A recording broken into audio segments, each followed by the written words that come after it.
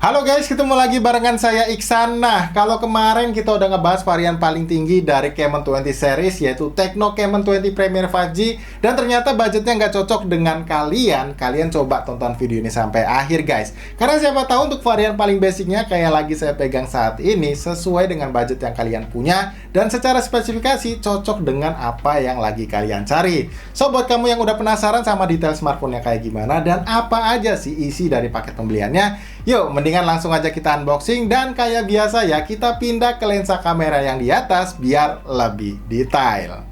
Oke, jadi ini dia guys tampilan packaging box dari Tecno Camon 20 Pro-nya. Dan secara looks desain untuk packaging box-nya bisa dibilang mirip ya dengan seri Premier 5G yang kemarin kita bahas. Perbedaannya anak ketulis Pro aja di bagian sini, lalu untuk bagian labelnya di sini. Untuk yang seri Pro ini ketulis 256 GB untuk memori internalnya, 8 GB untuk RAM, dan plus 8 GB lagi ini yang kayak biasa ya, ini adalah fitur ekspansi RAM virtual dari HP ini. Lalu di bagian bawahnya juga masih ada stiker awards dari Musa Awards itu sendiri ya guys, jadi ajang internasional soal desain yang mana memang ini tuh menangin kategori emasnya. Lalu di bagian atasnya ya ada logo Tecno juga, di bagian kanan ya ketulis Camon 20 Pro ya.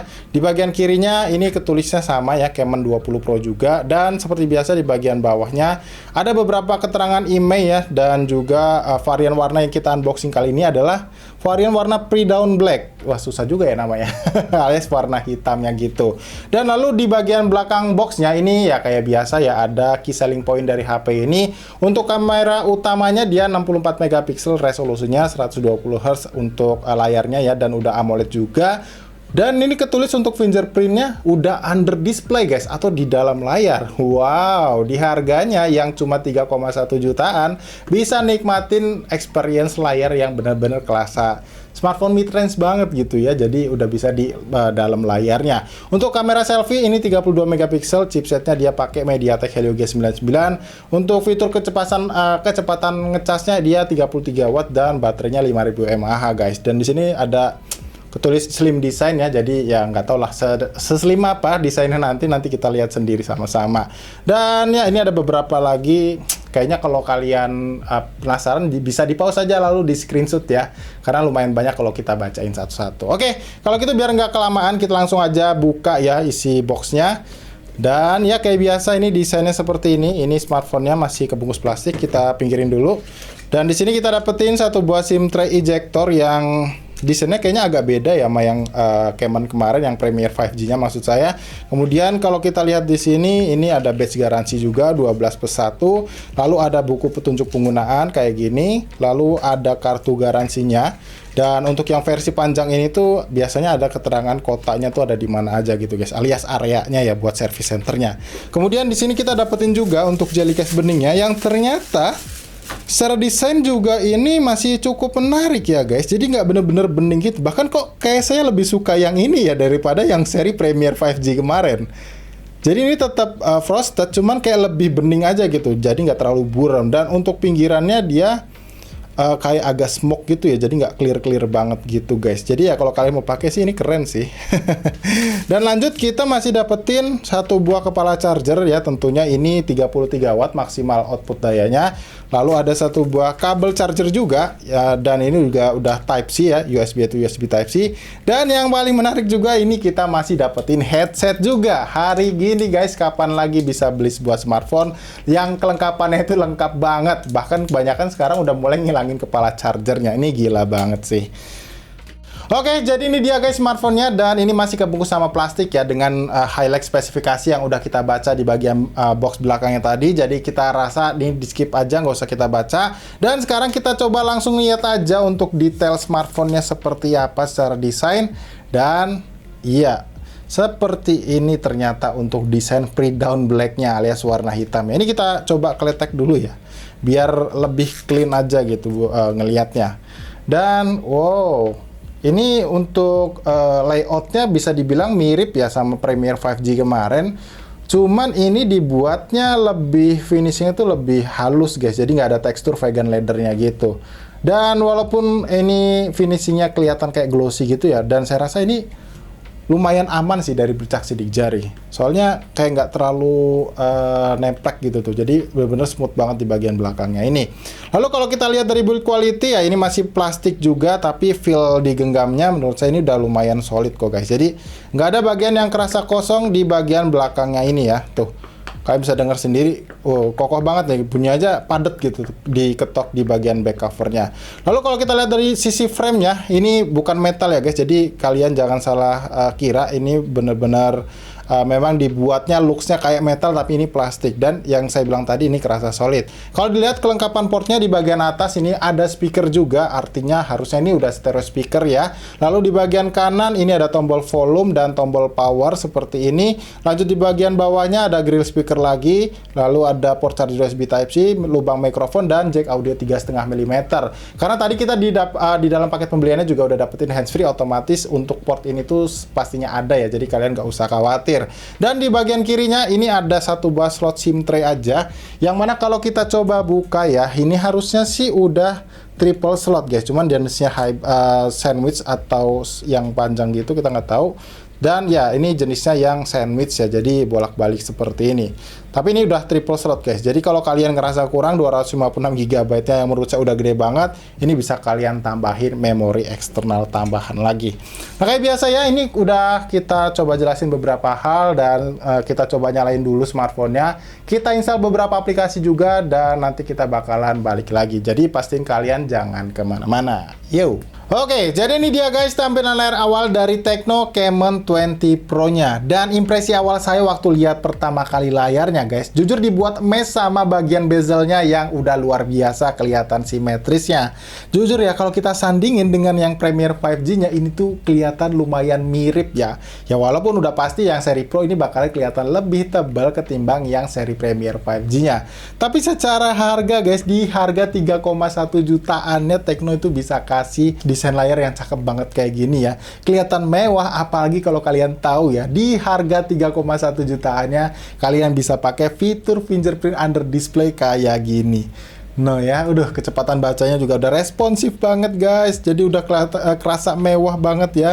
Dan untuk fitur face unlock-nya juga berjalan dengan sangat baik. Wah, ini sih bener-bener amazed banget sih Tecno bisa kasih harga segini di smartphone yang looks-nya mewah banget kayak begini.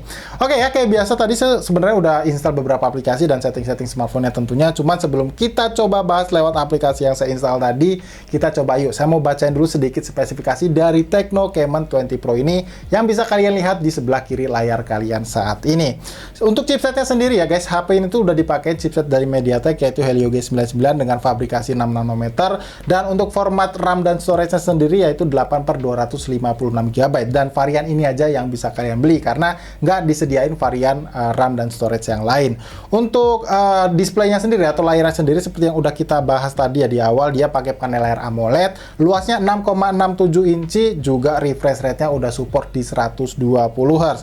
Untuk kapasitas daya baterainya ini 5000 mAh, dan pengisian daya cepat tadi udah 33 Watt. Ada fitur NFC-nya juga, gyroskopnya juga udah hardware, dan untuk software-nya sendiri kita coba sama-sama cek, dia juga udah pakai yang paling baru yaitu iOS 13.0.0 dengan basis Android 13-nya. Cuman ini sayangnya ya, kita tuh belum tahu apakah ada jaminan update software dari HP ini atau enggak. Dan pertama kali kalian nyalain smartphone-nya ini guys ya, kalau yang saya lihat tadi di awal-awal nyalainnya, untuk memori yang terpakainya itu sebanyak 8%, alias hanya sebanyak 18,91 GB.